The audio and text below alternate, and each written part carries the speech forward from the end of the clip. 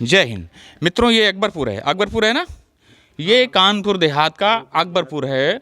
और ये जो कॉलोनी आपको नज़र आ रही है, तो ये है मान्यवर काशीराम योजना के अंतर्गत जो कॉलोनियों का निर्माण माननीय बहन जी के मुख्यमंत्रित्व काल में जो निर्माण हुआ था, ये वही कॉलोनी है जहाँ तक हमारा एक अनुमान है।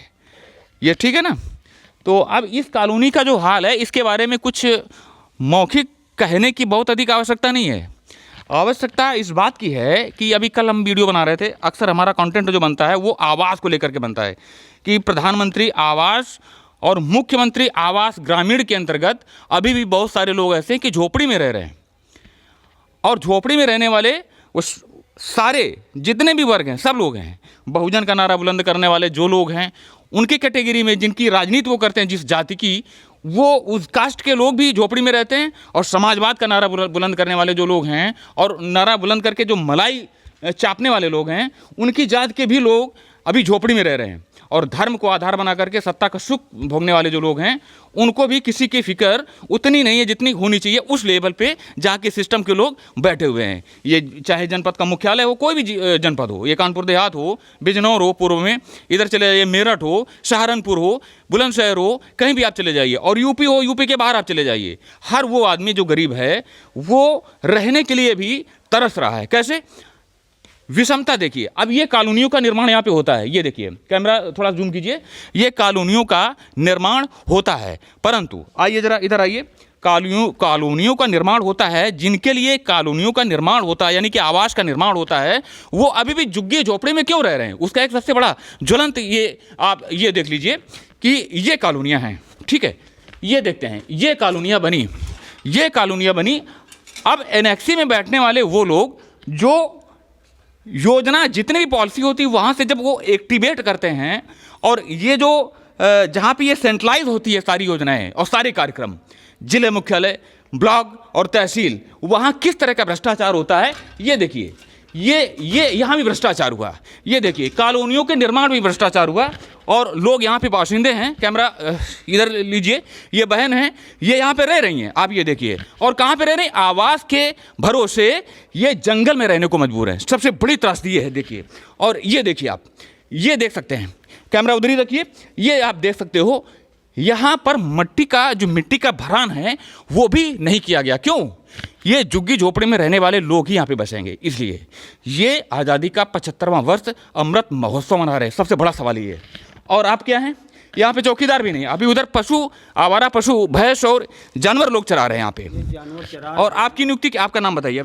हमारा नाम अमर किशोर है। अच्छा, क्या नियुक्ति है आपकी यहाँ पे? हमारे यहाँ चौकीदारी है। चौकीदार हैं यहाँ पे? हाँ। ये तो जानवर यहाँ पे चल रहे थे अभी? सुपरवाइजरी करते थे, इसके बाद में चौकीदारी करने लगे। सुपरवाइजरी किस बात की कर रहे थे आप?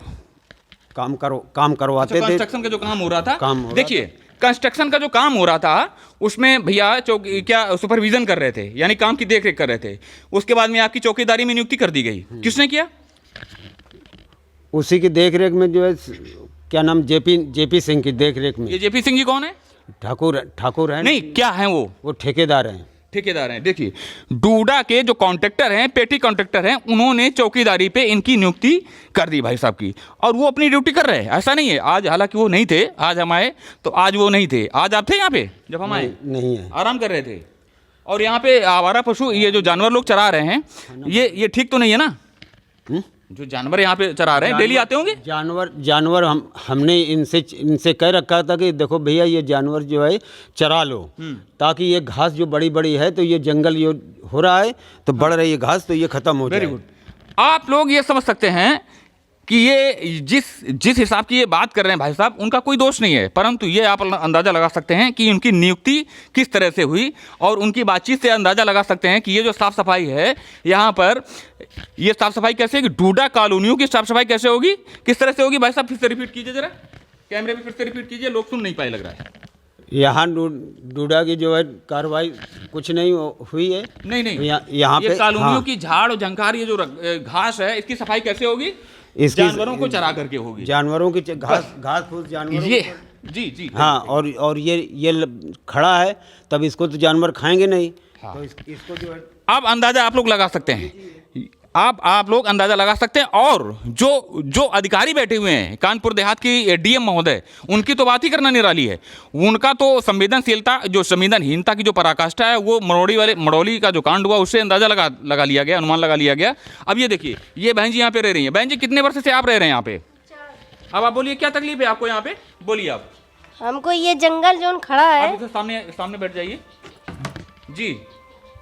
जंगल खड़ा है जी, इसमें दिक्कत हमको होती है। अच्छा, और रात में जब नाइट में यहाँ पे असुरक्षा की भावना है कि नहीं है? आपको डर लगता है? हाँ, डर लगता है। डर लगता है। अब आप देखिए, कॉलोनियों का निर्माण होता है और उसके बाद सुरक्षा तो छोड़ दीजिए, जो मूलभूत आवश्यकता है, ये जूम कीजिए जरा, कैमरा इधर लगाइए साइड से, ये देखिए मिट्टी का भरान भी नहीं हुआ यहाँ पर। और ताज्जुब की बात यह है कि लोगों को बसा दिया गया यहाँ पे। ये इधर लाइए, ये देखिए, लोगों को यहाँ पे बसा दिया गया। ये डेली, ये चौकीदार भैया डेली आते हैं ये? हाँ, आते हैं, देखने आते हैं रात में। हाँ, और आवारा ये जो जानवर चराने लोग आते हैं, ये भी पर डे आते हैं? हाँ, रोज आते हैं। ये बात आपकी मानते नहीं है क्या? कौन? ये जो जानवर चराते हैं यहाँ पर? नहीं मानते, क्यों नहीं? अच्छा, आप चरवा रहे हैं कि ये जो साफ सफाई हो जाए? साफ सफाई हो जाए, बस ठीक है। अब आप ये अंदाजा लगा सकते हैं। पानी आता है बहन जी? पानी आता है और सारी चीजें आ रही हैं, लाइट आ रही है, पानी आ रहा है। लाइट आ रही, असुरक्षा की भावना है बस यहाँ पे, मतलब असुरक्षित है ये मामला। हाँ, हाँ। ये इंफ्रास्ट्रक्चर भी नहीं है, ये रोड भी नहीं बना है। ना ना ना। चलिए, और ये देख लेते, यहाँ पर जानवर चर रहे थे, यहाँ पे भैंस और गाय लोग चरा रहे थे यहाँ पे। अभी वो जैसे कैमरा ऑन होता है वैसे वो लोग निकल गए यहाँ से। और हम भैया आपसे ये हाथ जोड़ करके कहेंगे कि आप अपनी ड्यूटी जो है उसका बखूबी निर्वाह कीजिए, है ना, क्योंकि इससे फिर दिक्कत होगी, इन लोगों को भी दिक्कत होगी। ये चीज़ है। अकेला आदमी क्या कर सकता है? ये आप कहिए कि कितने घंटे की ड्यूटी होती है आपकी?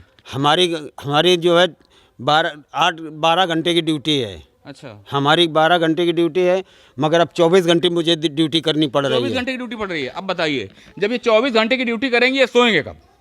इनकी तो पुलिस से भी ज़्यादा, पुलिस प्रशासन से भी अधिक जटिल नौकरी हो गई। चलिए ठीक है। अब आप लोग ये छोटा सा हमारा प्रयास किस तरह का रहा, इसके बारे में आप ज़रूर कमेंट करें। और इन ऐसी जो असुविधा युक्त कॉलोनियाँ जो बनी हैं, अर्धनिर्मित जो कॉलोनियाँ हैं, इनके बारे में आप लोग क्या सोचते हैं, ये कमेंट बॉक्स में आकर कमेंट करें। और यहाँ पर रहने वाले लोग जो हैं, वो झोपड़े में ठीक थे कि यहाँ आकर के और असुरक्षित हो गए, वो कितना असमंजस में होंगे, उनके लिए भी एक कमेंट करें कि वो कितने असमंजस में यहाँ पे संशय में होकर के यहाँ पे रह रहे होंगे, कि एक आशा करके आए होंगे कि कॉलोनी में रहेंगे, एक मकान में रहेंगे और इस तरह की सुविधा यहाँ पर है। यहाँ तो पानी वानी भी नहीं आता होगा, एक अंदाज़ा लगा सकते हैं। इसी के साथ कानपुर देहात के अकबरपुर से भारत भाग्य विधाता के लिए जय हिंद।